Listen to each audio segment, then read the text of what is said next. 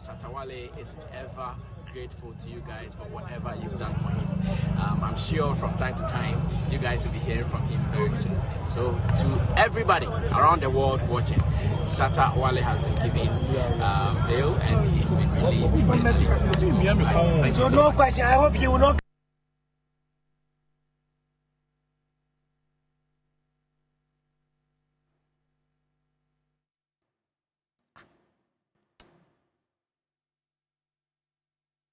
Let's get some more on this from my colleague Noble Crosby, who has been at the IOCO offices all day to bring us more on this development story. Crosby, if you can hear me, good evening. How was the mood like before and after the release of Shatta Wale?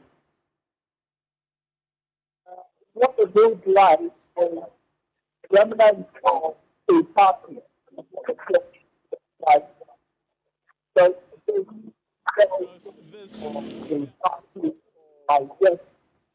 By just the location and the presence of police officers and the idea behind it. What started in the morning at around 5 a.m. came to an end around 6 p.m. So supporters of Shatta Wale, they've been on their feet for close to 12 hours. And the numbers kept increasing from the morning up until 6 p.m. thereabout, where we got news that he has been able to meet his bail conditions and he has been released. They gathered here in their numbers and they were unanimous in their call that Shatta Wale be released. Some did not even know or did not completely appreciate why Shatta Wale was here. But so far as their God, so far as their idol, Shatta Wale has been at IOCO, has been detained at IOCO, they were demanding that he be released. The presence of music, the presence of speakers, and songs carefully selected to, ginger the crowd to press home their demand was everything that made the place very lively. The entire road was blocked. The entire Independence link was blocked for some hours. As the supporters, they took over the road, the police had to barricade the frontage of the IOCO so that they could control the crowd. They were singing, they were chanting. All they wanted to was that their man be released. Then after he was released, we can still see some of them in your shot, Ayisha. Maybe they've not properly understood or accepted that he has been released. Mind you, they did not agree at first that he has been released because they did not see him before he was released. But let's try and have a conversation with some of the supporters who are still here. Senior, you're live on TV3. Talk to me right now. Shatta Wale has been released. You're still here. What is motivating you? We want to see him before we go. But you understand he has left. He's home at the moment, maybe. No, I don't understand it. So you still want to see him before? Yeah, I want to see him before I move. Okay. So that's one of the supporters of Shatta Wale. Sina, let me talk to you. Shatta Wale has been released. He has met his bail conditions, but you're still here. Why? They said they no go. No, he's not here. That's what they're telling us. That's what Sammy Flex has told us, that he's not here. I can't tell something. Okay. So, Ayisha, clearly, the fans of Shatta Wale, they are not very convinced that he has left the place. Shatta Wale, we understand, has been granted bail. He has met his conditions, and he's not here. Why are you still here? Boss, one thing we know that anytime Wale is coming out of somewhere, he give us a signal. So we know that signal has to come before Wale will come out. So once we haven't seen that signal, Wale is not out. And even if he's out, we are cool with that. But he still have to drive out so that we know that he's out. Yeah. Do you expect to see him on social media soon? Yeah. So you want to see him physically? So, Ayisha, there you have it. The supporters, they're still here because they're not very convinced that Shatta Wale has been released. But officially, we know that he has been granted bail. He has met his bail conditions after the bail conditions was varied down, was 10 million cedis to 5 million cedis with two sureties. I want you to briefly find out from some of the fans. They're still, Crosby, can you hear me? Engaging with each other, chatting with each other, and may not, clearly know what lies ahead of Shatta Wale in this whole matter, this whole investigation between himself and the Economic and Organized Crime Office. Right, Crosby. I wanted to find out if the fans know why he's there in the first place. I don't know if you heard that, but hopefully you can bring us updates on that subsequently. That's my colleague, Noble Crosby, and from the offices of Iyoko, bringing us up to date after the musician Shatta Wale was released from the offices of Iyoko. Still watching News 360, so clearly what the fans are asking for, they want to see him do probably on social media to believe that he's finally been released. But we'll definitely keep you posted by 10 p.m. when Ghana Tonight comes your way. They definitely would have an update regarding all of that. Away from Shatta Wale and Iyoko stories, the Minister of Health has cautioned members of the general public and patients alike against attacking any health professional regardless of any level of provocation at health institutions across the country. Kwabena Mensah Akando at a press conference also condemned the recurrence of attacks on his person and incitement of violence by leadership of some associations. George Quinning has more in this report. Available data indicates Ghana loses more than 10 million cedis annually through medical negligence. The viral encounter at the Ridge Hospital on Sunday, August 17, borders on medical negligence, and this the sector minister, Kwabena Mensah Akando, bemoans has been reduced to a friendly handshake with the person at the center of the controversy, Ralph Ejapon. Nobody, irrespective of your status in society, absolutely nobody has the right to attack any health professional in this country. That is the gravamen of the issue. No diversionary tactics about handshaking. That is what we must concentrate on, to send a clear signal that our health professionals working at the various health facilities are safe. The gentleman then stretched his hand, shaking me and trying to whisper something into my ears. Ladies and gentlemen, at this point, should I push the guy that don't whisper anything into my ears? Should I snub him? Should I shout at him? Even if that guy has been prosecuted and sentenced to life imprisonment, and he stretches his hand to shake me, as a minister, as a public officer, I have the duty to stretch and greet him. He said attacks on his person and the needless incitement of violence by leadership of some associations will be contained. Let me state this, that I have the health workers of this country at heart. And so any attempt by any individual or any group of people to try to incite the health professionals against government, pretending he cares more than us, is unfortunate. And we must stop that. It's an avoidable tension we must avoid.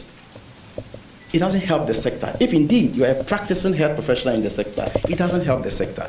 He further said measures are far advanced to addressing issues of medical negligence, employing professionals to normalize communication with patients to understand and appreciate what they go through in line of duty.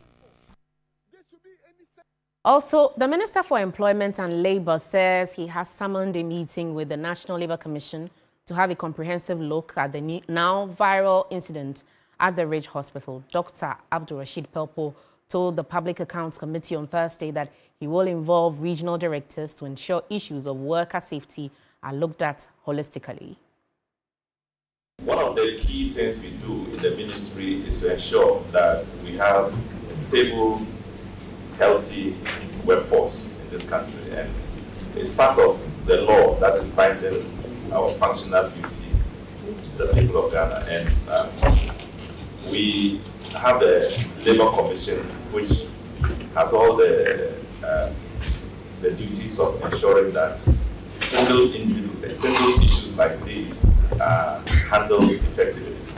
So I have called a meeting with them, and they would look at it more comprehensively and advise on what next they will need to strengthen their own capacity to make sure the whole country is covered. The Labour Commission has requested that it be of great importance. Away from that to some other stories, in less than 24 hours, the National Democratic Congress will open nominations for the Tamale Central by-election primary. So far, some prospective aspirants have confirmed their interest in contesting the party's parliamentary primary, slated for September 6. Our correspondent in the northern region, Christopher Marco, caught up with one of them, Dr. Mohammed Seidu Fita, and has come through with his report. Stakes are already high in the Tamale Central constituency as the National Democratic Congress (NDC) is set to open nominations tomorrow, Friday, August 22, for prospective aspirants in the constituency who will want to contest the Tamale Central by-election to begin picking their nomination forms. So far, several individuals have made their intentions known that they will be picking nomination forms to contest in that constituency. Notable amongst them is one Seidu Fita, a lecturer at the University for Development Studies, who says he is a grassroots person and is poised on leading the Tamale Central constituency back into Parliament following the demise of the late Member of Parliament for Tamale Central, Dr. Ibrahim Murtala Muhammad. The Commission about 2 days ago came out to declare when they are going to conduct the election for the Tamale Central constituency. And our party, the Great National Democratic Congress, also declared the seat vacant and will be picking nomination forms tomorrow. And after assessing myself, looking through the Constitution of the Republic of Ghana and marrying it to the National Democratic Congress NDC party's constitution, I think I am very qualified to contest for the vacant seat to replace my late brother and minister, Honorable Murtala Muhammad, so that I can continue with the good works he left behind.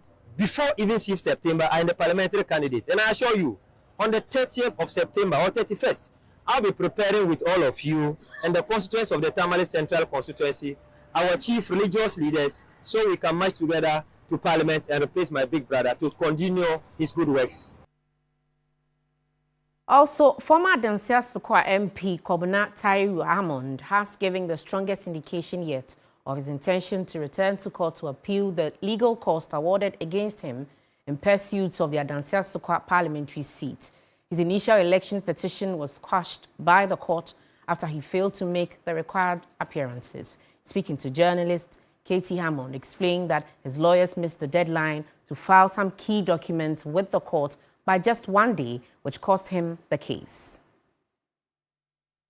According to Katie Hammond, the election that ousted him was not free and fair, alleging that missing ballot boxes were later discovered under a tree behind the Rabito clinic at Dompoase.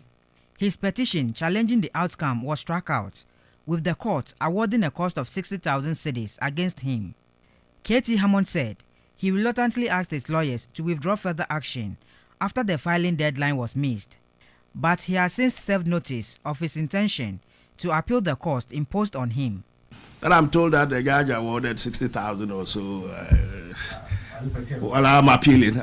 And now you should know that this time I'm appealing in my own right. I would put my own signature. I'm appealing as the appellant in person. I'm not going to go to any lawyer. I'll do it, you know. So, yeah, no, the cost order. If you draw your case, you can't go and appeal. But the cost of 60,000, I think it's completely unfair. When asked whether he would stage a comeback in the 2028 general elections, he simply told his constituents to watch this space. I'm not in retirement, if that's what he thinks. In any event, as I said to you, watch this space. The NDC won the Asokwa election by default. What went wrong? Well, that's what I mean by default. Our MPP, look, up to today, when our MPP people talk about the NDC, this and that, I say, come on, leave the NDCs alone. For whatever reason, we, the MPP, we decided to hand over power on a silver platter. That's what we did. Although no longer MP, Katie Hammond maintained that he continues to serve the people of Adansa Sokwa by addressing pressing community concerns, which according to him, the incumbent has failed to do. The reason for that is because I single-handedly have developed that constituency. Every single development project since 2001, January, when Kufuor came to power, has been under my superintendence. Well, from when the NDC was in government and we were in opposition, and when we were in government, it has been me. One single exception, let somebody point out to me. So you think they are not proud of me? Stanley Niblew, TV3 News, Accra. It's been a very exciting day here at the Media General because one of our very own, Godwin Asedeba, has been announced the 2025 BBC News Komla Dumo Award winner. This makes it the second time a journalist from Media General is receiving the prestigious award. In 2023, Kwesi Asare became the first from the media house to win the honor. Godwin Asedeba's recognition adds to Media General's influence in the media industry, both locally and around the continent. Each year, the BBC bestows this honor upon an African journalist who embodies excellence in storytelling, on-air presence, and the potential to illuminate the world. For Godwin, the journey to the moment has been topsy-turvy. 3 attempts, one unwavering dream. He persevered, and it's paid off. His win was announced today, August 21, 2025, marking not only his breakthrough moment, but also the 10th anniversary of the Komla Dumo Award itself. I'm delighted to tell you that you're the 2025 winner of the BBC News Komla Award. I don't even know if I should cry. Thank you. This is not just my win. I believe it's a win for every young African journalist. I am deeply honored and humbled to receive this award. His portfolio is a map of difficult spaces. His stories cut deep, revealing truths others ignore. Troubled Morgue forced a reckoning with systems that fail families at their most vulnerable moments. Ghanaian men promised security jobs, sent to war in Ukraine, traced a pipeline of deception and danger that pulled ordinary Ghanaians into conflict abroad, documented not only their journey out, but also the long road home. In Hooked in Red, married to cocaine and high on glue, he followed the human toll of addiction. My period is not a shame. Use the lenses of menstrual health to highlight equality, education and community solutions, among many other life-changing stories. Really, everyone would say, oh, I'm passionate about the job, but I think my love for the job goes beyond passion. Right. What I find so much satisfaction on is when the story is being told, gets the attention and gets results. Right. When it gets results, I am pleased, I'm excited, and that's what I'm all about. At TV3 and 3FM, where Asideba anchors and reports, the general manager for news, Asantehemaa, says the award is a fitting recognition of his dedication and brilliance. This is about our first in news agenda, and Gordon represents that agenda very well. This award, we believe, will go and inspire a lot of the news teams in Media General to also inspire Ghanaian journalists and to inspire a lot of confidence in the journalism that Ghanaians are doing. We are very proud that it came from one of our own. This is the second time that is happening to Ghana, and it's in all such instances that happen to Media General, and we are very proud of that. His triumph has also been hailed at the very top of Media General. That is a testament of the good work that the news team have done over the years. Kudos to the entire newsroom, to the general manager, Mr. Asantehemaa Wale. He never sleeps. And his able deputy, Mabel. Thank you so much for the good work you have been doing. We are so proud of you. It's a great testament for the hard work that you've put in over the years. I recall not long ago we had to meet on your visit to Ukraine. That was a big adventure, and you pulled through, and we are so proud of you.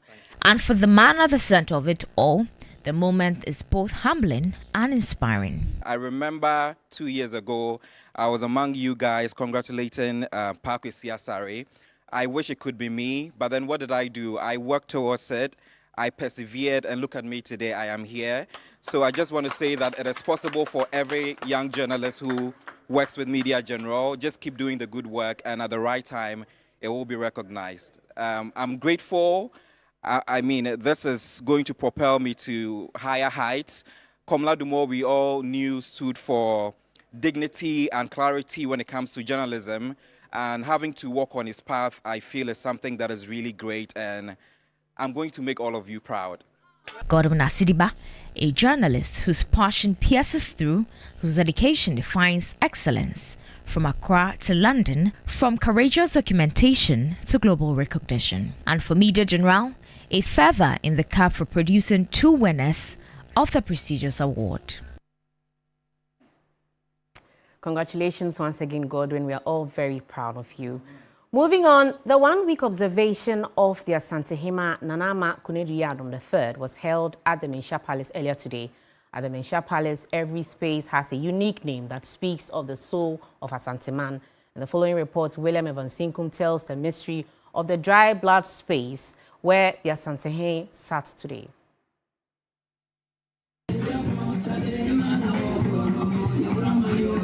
Clothed in black, a symbol of grief. The scary face of the executioners, Asantehemaa, is bereaved.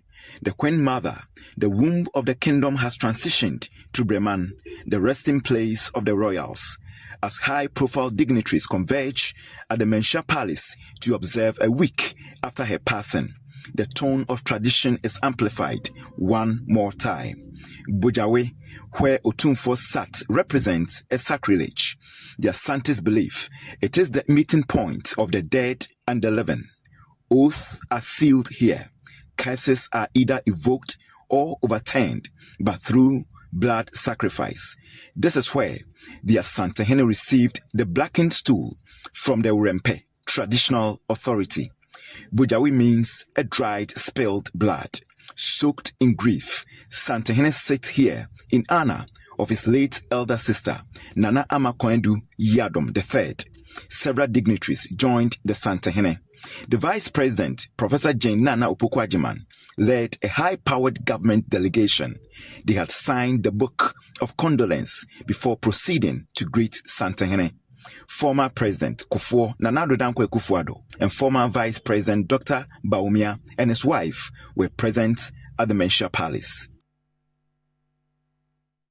Now, despite ongoing efforts to address Ghana's plastic waste crisis, the problem persists, posing serious environmental threats across the country. The following report highlights a bold and transformative sector where plastic waste becomes a foundation for community empowerment and lasting change. With an estimated 1.1 million tons of plastic waste generated each year in Ghana, only a small fraction is recycled. The result? Choked drains, frequent flooding, and polluted coastlines. To combat the growing menace, Macintosh Africa has developed systems to collect and repurpose plastic waste into functional products, from household items to school infrastructure. Makafui Awuku explains how recycled school desks can help prevent over 2 million children from losing interest in education due to sitting on bare floors. The aim is to keep the waste out of the environment in the first place. The aim is to make sure that the waste is not contaminated. The aim is to make sure that it's being passed on to recycling projects, and then what is coming out of it is not products that can last for a few weeks, but things that can last for decades. We can use that to tackle some of the biggest problems we have in the country. Makafui says public acceptance of sustainable solutions remains a challenge. He urged governments to implement policies that support entrepreneurs and drive innovation. Having the right policies to support and create an enabling environment for entrepreneurs has also been a big challenge. Then also the issue of funding. There are no sustainable green funding rates that are good enough for startups that are innovating the future. And it's important that we can create these opportunities so that we can find the funding locally.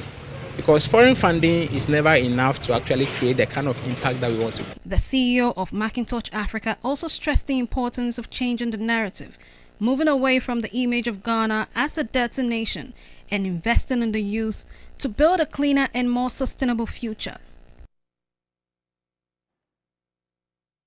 You're still watching News 360 on TV3. We will be back shortly with the latest in the world of business. Stay with us.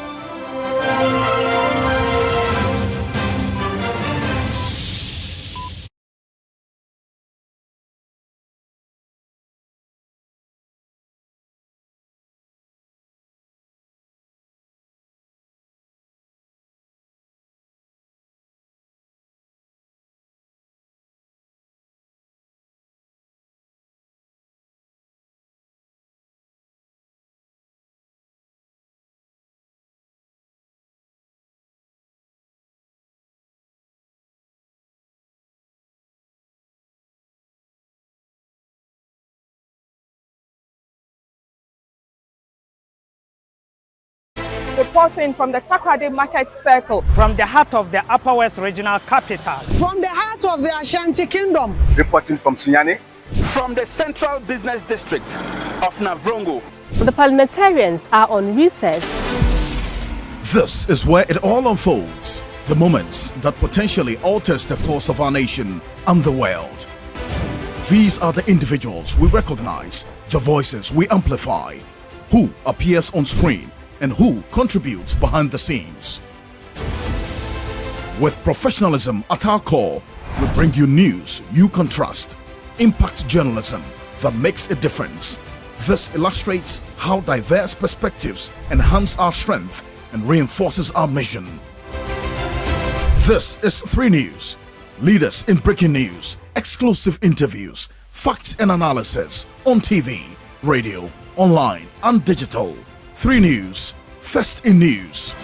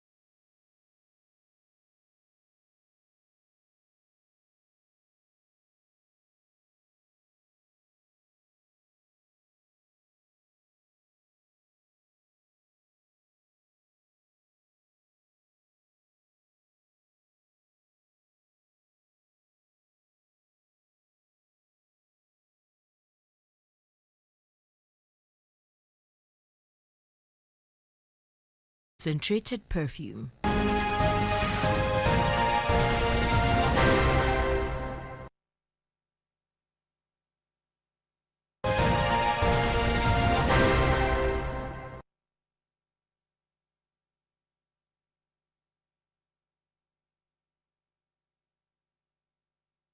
Good evening. Welcome to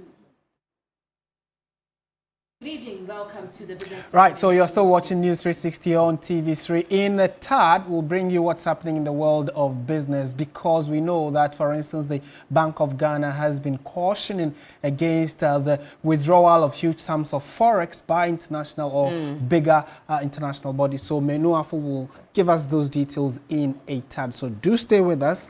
This is still News 360 on TV3 while we try and bring you other major developing stories across the country. All right, so we probably would have to start bringing you those stories, because away from what will be expected in business, we know that following the presidential amnesty granted to some 998 inmates across the country, the president, John Mahama himself, is urging the government to take further steps towards reforming Ghana's prison system. Country Director Genevieve Partington's request includes demands for an increase in the feeding allowance of inmates and commuting all outstanding death row sentences to life imprisonment. Out of 183 inmates currently on death row, of which 7 are women, 87 were granted presidential amnesty, with their sentences officially commuted to life imprisonment. In 2024, Ghana partially abolished the death penalty through the passage of the Criminal Offences Amendment Bill. However, the crime of treason remains punishable by death. Genevieve Partington is now calling on the government to go further by commuting all remaining death row sentences and consider community service to first-time offenders or those with lesser crimes. As of 2024, I'm aware that the feeding allowance was 1 cedi 80 pesos a day. We are requesting that the allowance be increased. The other request that we are making is that the rest of the persons on death row, their sentences be commuted to life imprisonment to ensure that we are completely abolishing the death penalty. Third request is that Ghana signs the second optional protocol of the ICCPR, Community Sentencing Bill. There needs to be progress on that. She emphasized that inmates should not be dehumanized. Menu Afo is now ready to bring us some business news. Welcome to Business on News 360. Now, the Bank of Ghana has moved to tighten control of the foreign exchange market, stopping large companies from making foreign currency cash withdrawals from banks unless they have matching deposits. The central bank says the practice by bulk oil distributors and mining firms has been draining liquidity and weakening efforts to stabilize the cedi. The central bank is cracking down on what it calls an unhealthy practice in the foreign exchange market. In a new directive, the Bank of Ghana has ordered commercial banks to immediately stop paying out foreign currency cash to large corporates unless those withdrawals are backed by equivalent deposits. Officials explain that the move targets bulk oil distributors and mining companies whose frequent dollar withdrawals have been putting pressure on forex liquidity and undermining stability of the cedi. Banks are now required to keep proper documentation to confirm the source of funds for every foreign currency payout. Failure to comply, the bank warns, will attract sanctions. The central bank, however, assures that the vital sectors such as petroleum supply and mineral exports will continue to receive the necessary support. It says government has already put in place mechanisms to make forex available for legitimate imports. The Bank of Ghana insists the measures are to ensure stability in the currency market while keeping essential supply chains running smoothly. In more news tonight, the Ghana fixed income market is witnessing renewed investor confidence, with trade volumes and product maturity payments pointing to resilience in the system. Analysts say the development signals a gradual return of stability to Ghana's capital market.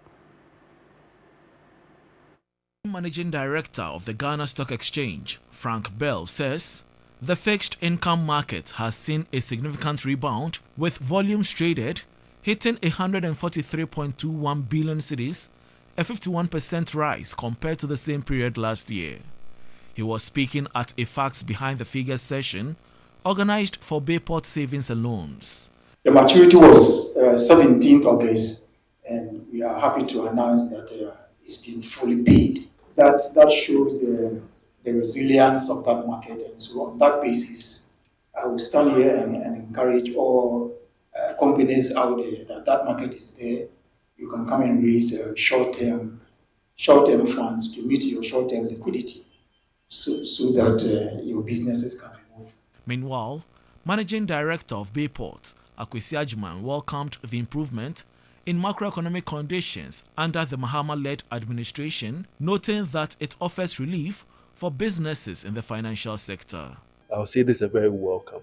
We really, really welcome it. And for us who were prepared, in life there's something called opportunity meets readiness, and I think we were ready. In terms of the macro environment, yes, we have already reduced our interest rates. So effective 1st of this month, we reduced our interest rates by almost 6%. And just to allow our customers to get a lot more. The Ghana Stock Exchange is encouraging more companies to take advantage of the market to raise short-term funds and boost their operations. Away from that, Enterprise Funeral Services Ghana, trading as Transitions, has expanded its operations with the opening of a new branch, reinforcing its commitment to delivering world-class funeral services across the country. The new branch, strategically located at airports, is to bring services closer to families. From pre-funeral arrangements to post-funeral support, the facility is to offer a complete bouquet of services, including state-of-the-art mortuary care, undertaking, stylish hearses, premium caskets, and a modern chapel and reception center. Management says the new branch will ease the burden on grieving families by taking away the stress of funeral planning while ensuring every loved one receives a dignified and befitting burial. Group CEO of Enterprise, Daniel Labitieku, reinforced their cradle-to-grave policy. In Enterprise Group, our mantra from cradle to grave, underscores the fact that from the first day of one's life when you are born till death when you are lowered, we stay with our customers throughout one's life journey. So Enterprise Funeral Services, which is Transitions, plays the last role in lowering our cherished customers in a dignified way. General Manager of Transitions, Genevieve Cornelius, shared their services. The new airport branch offers event planning, sales of caskets, being able to coordinate pre and post using digital technology. A rep from Mortuaries and Funeral Facilities Agency, Moses Nunu, shared how they regulate the activities of Transition. Our role is to license regulate both private and public facilities that are connected with the transport, storage, and the disposal of human remains, as well as the practitioners. That is what we do as an... A client, Yahweh Nim, shared his experience with Transition. People say that sometimes it's a bit pricey and on the high side. They also support it with an insurance angle. Transitions offers you an end-to-end service and they take out the pain of the process. With internationally trained staff and legendary customer service, Transitions continue to redefine the funeral industry in Ghana.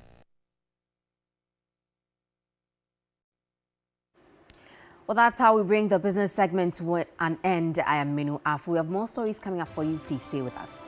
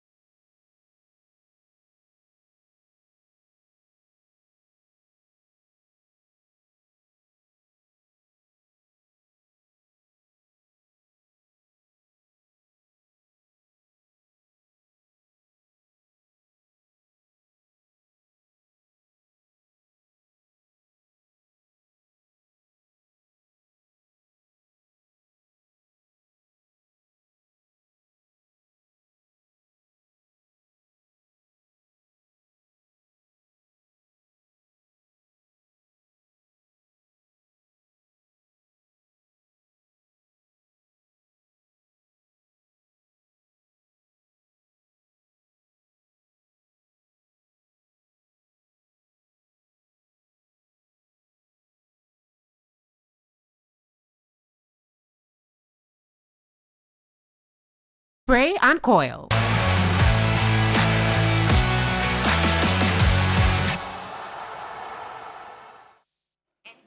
Hello there, good evening and welcome to the sports segment here on News360. My name is Bill Ishen. Now, the Ghana Women's League have unearthed various female players who carved a survival path for themselves, including Adjoa Bayo, Alberta Saki, Mercy Tego, among others.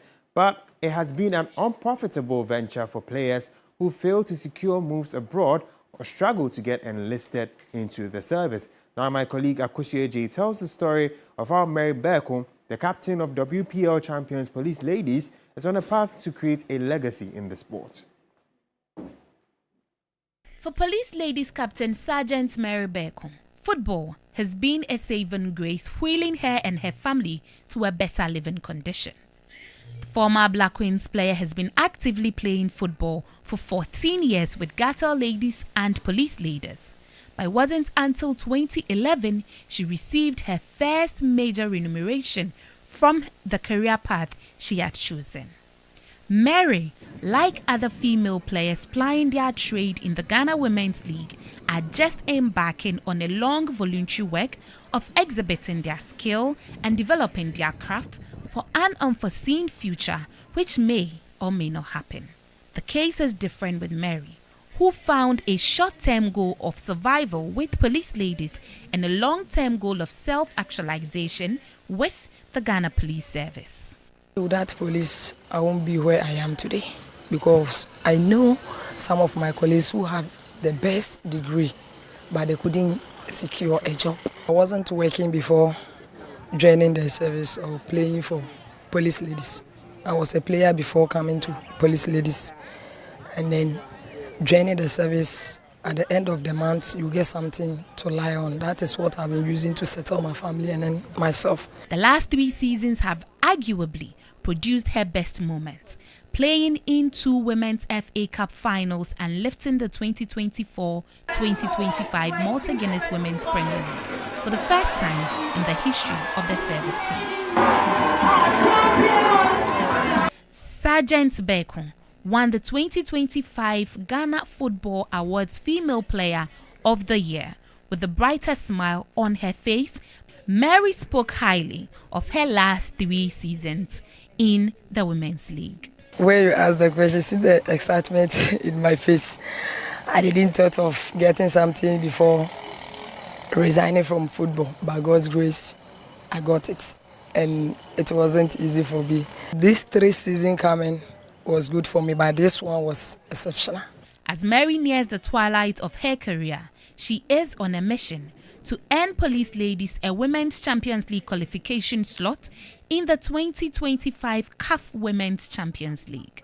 For me, as I am, I want to lift the trophy again because that is my target.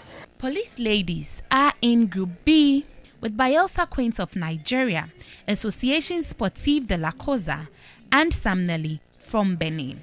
Many female footballers have thrown in the towel after years of frustration and seemingly non-existent livelihood.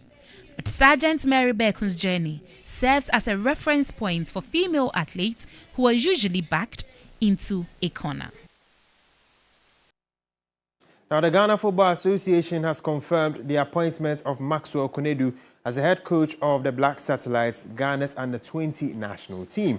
Now, Maxwell Konedu takes over from Desmond Ofer, who currently serves as assistant coach of the Black Stars. Konedu will be supported by Nations FC deputy coach Johnson Smith and Dreams FC head coach Winfred Dormon. Now, Konedu brings a wealth of experience to his new role. His managerial career includes stints at 11 Wonders Legon Cities, Asante Kotoko, and most recently in Swatreman FC. He recently also made history within Swatreman by leading them to their maiden MTN FA Cup triumph in the 2023-24 season, a landmark moment for the club. On the international stage, he also guided the Black Galaxies to 2 WAFU Championship victories in 2013 and 2017. Demonstrating his ability to succeed both at club and regional levels.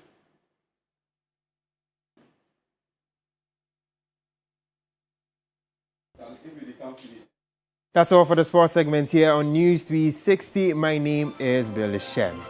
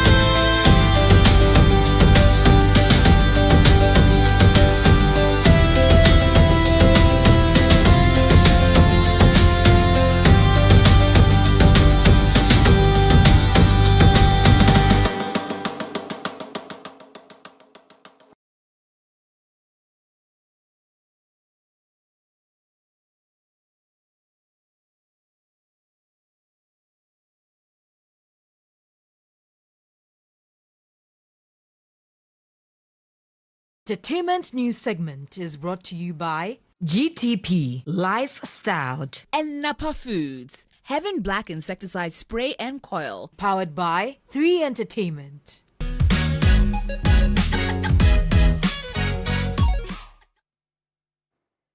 In entertainment news tonight, Shatta Wale has finally broken his silence, delivering a heartfelt message of gratitude to his unwavering fans, his loyal team, and Iyoko boss Raymond Acha and his staff, whose steadfast support stood tall in the face of adversity. London is safe and I'm home now, and I just want to say a big thank you for supporting, and for being around me in times like this, because I needed you guys, the most, because you guys are the ones that hold me down. Once again, I want to say, a big thank you to everybody that has been in support of this, Shouts to Neo Original One Don, who has been a father to me too, and he's been very supportive too as well. To all the staff of Yoko, you guys have been wonderful. At least I came there, you guys really took me through that rightful processes that, was needed. And I just want to say God bless you. And, to Mr. Raymond Acha, I just want to tell you, I thank you so much for your understanding. Amid the controversy surrounding Shatta Wale, his die-hard fans continue to show unwavering loyalty. Earlier, 3 Entertainment spoke with some of these devoted supporters.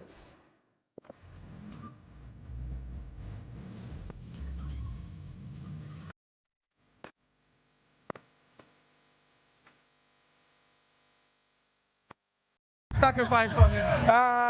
Gotcha. Kidney, I can sell my kidney. I can even sell my kidney. I'll sell my kidney for that money. Anything. I'm ready. SM till casket. I'm ready to even sell my kidney. Yes, sir. No, sir. Yes, sir. Do time or come time abanono. Yes, sir. In some yes, sir. Yes, nanambu fupa. The gods are crazy. When Wale come out, this is special gift. When me, I go free gift to him. Yes, because me, I love Wale. I love SM. I love Nyama. The car where you go buy the car. They are telling us we go steal the car. Hey, they are lying. They are using their mind to chop our money. Our money is big. They can't show us anything. Yeah, Shatta Wale. I protect my life. Give Shatta Wale, make it come out. I go fit drive, give Shatta Wale, make it come out.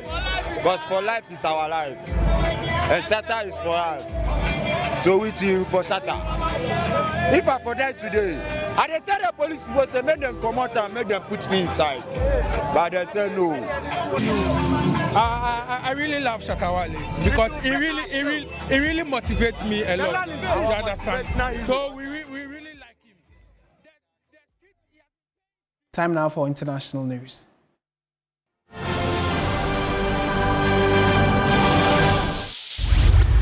An appeals court has thrown out a $500 million penalty that President Donald Trump was ordered to pay in a New York civil fraud trial last year. Judge Arthur Egron had ordered Trump to pay for the fee for massively inflating the value of the Trump Organization's properties in order to secure favorable loans. In a lengthy ruling released on Thursday, judges on the New York Supreme Court's Appellate Division stated that while Trump was liable for the fraud, the fine of nearly $500 million was excessive and likely violated constitutional protection against severe punishment. In the case, Judge Egron had ordered Trump to pay $355 million, but with interest, that grew to more than $500 million. Sudan's army has denied bombing a World Food Programme WFP convoy taking aid to a famine-hit area in the country's Darfur region. The paramilitary Rapid Support Forces RSF had blamed the army for Wednesday's airstrike in the town of Melit, which is under RSF control. The UN agency said a drone hit the convoy, and 3 lorries in the 16-vehicle convoy caught fire and were destroyed. All staff traveling in the convoy were safe, it added. And that's it for our package this evening. Thank you so much for watching. I am Martin Asiedu-Dartey. And I am Ayisha Yakubu. Join us at 10 p.m. on Ghana Tonight with Alfred Ukansi. Good evening.